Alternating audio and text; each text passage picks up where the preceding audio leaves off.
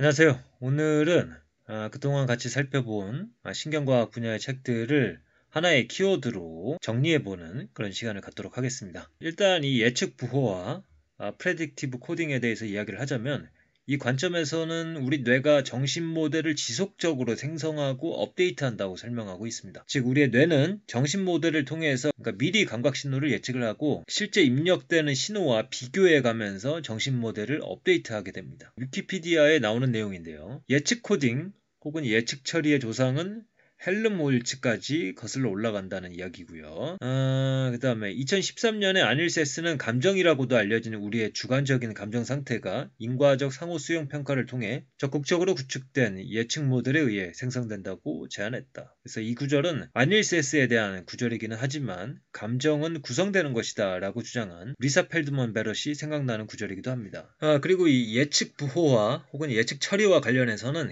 칼 프리스턴의 이름이 자주 거론이 됩니다. 칼 프리스턴은 뇌가 자유에너지, 즉 예측 오차의 양을 줄이는 것을 목표로 연속적인 예측을 생성해야 한다고 주장을 했습니다. 아래 구절은 아닐세스가 칼 프리스턴에 대해서 한 말입니다. 칼 프리스턴이 주로 설명한 자유에너지 원리는 예측 처리 관련 이론적 프레임워크 중 가장 야심찬 것이다. 이렇게 이야기를 했습니다. 그리고 이 프레딕티브 코딩 관련해서 리사 펠드먼 베럿의 이름도 거론이 되고 있습니다. 지금부터는 저희가 그동안 같이 살펴봤던 책들의 구절들을 다시 한번 살펴보겠습니다. 먼저 조지프 루드의 이야기입니다. 마빈 민스키는 스키마 개념이 인지과학에 도입되는데 중요한 역할을 했는데 그는 인간이 정보처리 과정에서 사용하는 하향식 인지 효과를 모사하는 컴퓨터 모델을 만드는데 스키마 또는 인지틀이 사용될 수 있다고 제안했다. 실제로 우리는 스키마를 이용해 주어진 상황에 대해서 예측을 내린다. 스키마는 인지의 구성 요소로 여겨진다. 스키마는 과거 경험을 바탕으로 새로운 정보를 개념화하고 더 효율적으로 저장 및 기억할 수 있도록 한다. 인간은 기억 속의 스키마, 심적 모델, 사전 지식 등을 이용해서 정보를 받아들인다는 이야기입니다.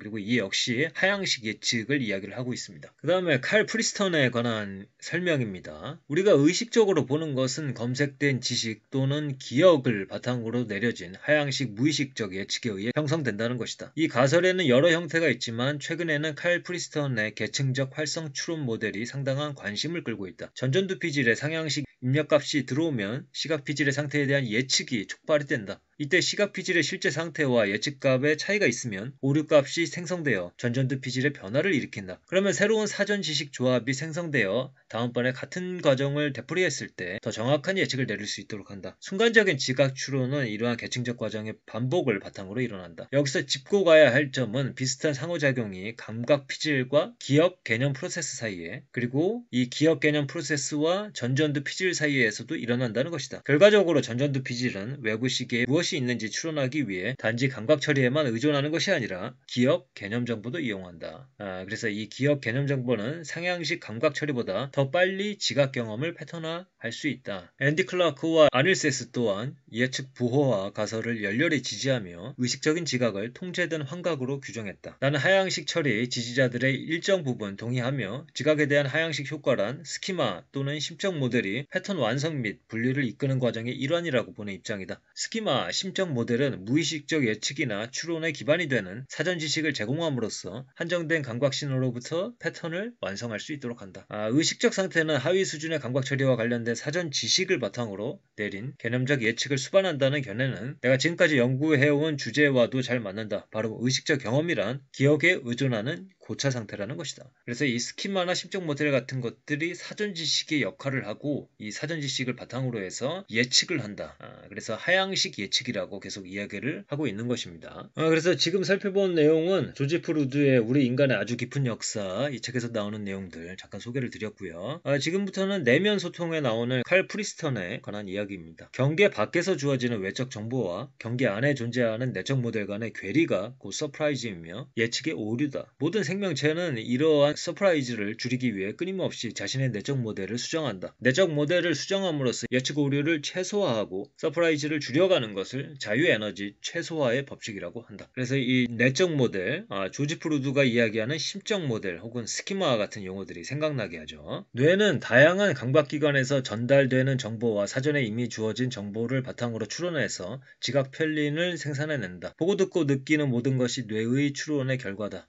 물론 퍼스가 이야기했듯이 이러한 추론의 논리 구조는 가축법이다. 프리스턴은 이를 능동적 추론이라고 부르는데 이는 감각 정보에 대해서 나의 움직임의 결과가 영향을 미칠 수 있다는 의미다. 예측 오류 수정에 움직임이 관여한다는 개념은 헬름홀츠도 이미 갖고 있었던 것 같다. 헬름홀츠는 지각에 대한 글에서 다음과 같이 이야기하고 있다. 우리는 움직이면서도 지각한다. 몸을 움직이면서 어떤 산물을 계속 바라볼 때 우리는 계속해서 같은 대상을 바라보는 것이지만 유입되는 시각 정보는 약간씩 달라지기에 마련이다. 이것은 일종의 검증이라 할 수 있다. 즉 우리가 애초에 이해한 것이 맞는지를 특정한 공간적 관계에서 계속 테스트해 보는 것이다. 그래서 이 내적 모델이라 하든 심적 모델이라 하든 어쨌든 사전 지식 혹은 사전 확률을 가지고 있는 것이고 이를 이용해서 가축법 혹은 능동적 추론 혹은 베이지안 추론을 한다 이렇게 이야기를 하고 있습니다. 능동적인 추론을 하기 위해서는 몸이 필요할 것 같다라는 생각도 합니다. 이 칼 프리스턴의 능동적 추론을 잘 요약하고 있는 말입니다. 정리하자면 능동적 추론은 감각 자료에 대한 베이지안 추론을 통해서 자유 에너지를 최소화하는 것이다. 능동적 추론의 목표는 행위를 통해서 예상되는 서프라이즈를 최소화하는 것이다. 그 다음에 책 내가 된다는 것 여기에서 나오는 아닐세스의 말들입니다. 칼 프리스턴에 대한 내용과 크게 다를 바가 없는 듯합니다. 최선의 설명을 위한 추론이라 불리는 논법과 함께 떠오르는 것은 언제나 베이지의 이름이다. 행동과 지각의 선후관계는 있지만 행동과 지각은 모두 지각적 예측과 감각 예측 오류 사이의 섬세한 안무에 기반한 베이지 최선의 추측 프로세스를 따른다. 우리가 경험하는 것은 감각 신호의 원인에 대한 뇌의 예측 즉 최선의 추측으로 구축된다. 흰 종이를 실외나 실내에서 보면 실외의 햇빛과 실내의 조명의 차이 때문에 종이가 반사하는 빛은 매우 다른 스펙트럼 구성을 갖지만 흰 종이는 여전히 흰색으로 보인다. 시각체계는 주변 빛의 차이를 자동으로 보정한다. 뇌는 이 불변하는 속성을 계속 변하는 감각 입력의 원인에 대한 최선의 추측으로 본다. 우리 눈에 도착하는 감각 신호는 처음 이 이미지를 보았을 때와 전혀 바뀌지 않았다. 바뀐 것은 감각 데이터의 원인에 대한 뇌의 예측뿐이지만 이 예측은 우리가 의식적으로 보는 것도 바꾼다. 그러니까 이제 우리가 꿀벌 사진인데 그거를 이제 음영 처리를 해가지고 제대로 알아볼 수 없게 해놓은 거죠. 그래서 처음에 그 사진을 보면은 이게 무슨 그림이지? 이렇게 하다가 나중에 그 원본을 보여주죠. 원래는 꿀벌의 모습이었다. 그러면 그 꿀벌을 본 다음에는 이제 음영 처리를 해서 제대로 안 보이는 그 그림도 꿀벌로 계속 보이게 됩니다. 이런 것들이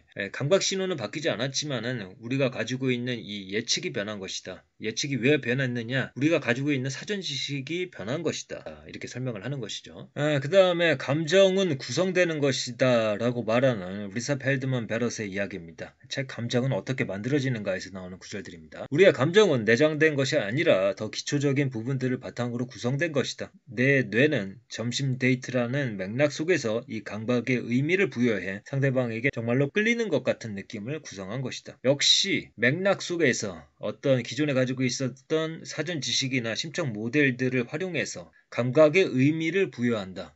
그리고 느낌이 구성된다라는 것을 이야기하고 있습니다. 역시 하향식 예측의 일종으로 보입니다. 내가 지금까지 논의한 개념과 예측이라는 두 현상은 실제로는 동일한 것이다. 당신의 뇌가 행복이라는 개념의 사례를 구성할 때 이것은 당신의 뇌가 행복의 예측을 내놓는다고 말하는 것과 마찬가지다. 나는 앞에서 몇몇 설명을 단순화하기 위해 예측과 개념을 구별했다. 그러나 이 책 전체에 걸쳐 예측이라는 단어만 사용하고 개념이라는 단어는 언급도 하지 않을 수 있으며 거꾸로도 마찬가지다. 개념이 곧 예측이다.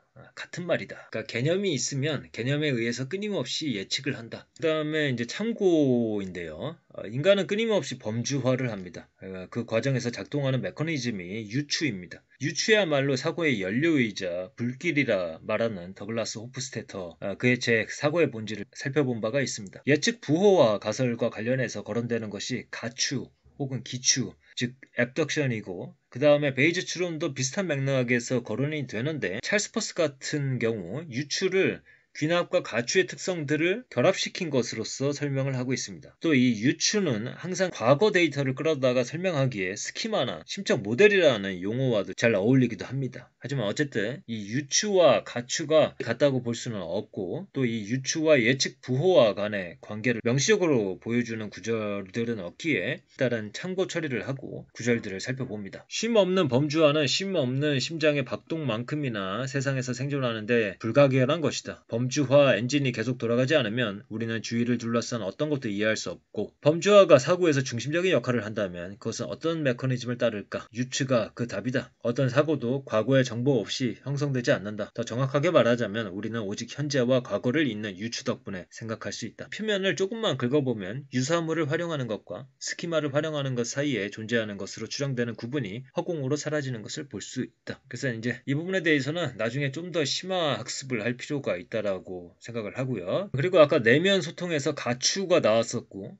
최선의 설명에 의한 추론이다. 그리고 내가 된다는 것에서는 최선의 설명하면 베이지 추론이다. 뭐 이런 내용도 있었고요. 하여간 이 인간의 가추 혹은 표현에 따라서 규추 능력에 관해서 기존의 계산주의 마음 이론으로는 설명이 안 된다고 주장하는 제리 포더의 이야기도 저희가 살펴본 바가 있습니다. 약간 내용이 어려웠지만은 인간의 귀추 혹은 가추는 전국적, 맥락, 민감적이기에 모듈적인, 국소적인 방식의 계산주의 방식으로는 구현할 수 없다. 뭐 이런 내용이었습니다. 이 내용도 예측 부호와 가설처럼 예측에 관한 명시적인 언급은 없지만 이 예측 부호와 가설과 간접적으로 연관성은 있지 않나 싶어서 참고 처리를 했습니다. 즉, 이 받아들이는 입력 정보가 그 정보만으로 값이 정해지는 것이 아니라 다른 정보들, 특히 기존에 가지고 있었던 사전 지식들도 봐야 하는 것이고, 그래서 더 큰 맥락 속에서 어떤 정보가 해석된다는 측면에서 이 제리 포더의 이야기도 예측 부호와 연결해서 생각할 수 있지 않을까 싶어서 소개를 드립니다. 그리고 이것은 안토니오 다마지오와 아닐세스의 대담에서 다마지오가 한 말입니다. 예측이 우리의 정신작용에 중요한 역할을 한다는 것에는 의심의 여지가 없지만 나는 예측이 의식이 나타나기 위해서 필요하다고 생각하지는 않는다. 그래서 오늘은 신경과학 분야에서 프레딕티브 코딩에 대해서 말씀을 드렸고, 이러한 내용들의 앞단으로 가면은 인공지능을 어떻게 구현할 것이냐의 문제와 연결이 되겠습니다. 이 책 마스터 알고리즘에서 페드로 도밍고스가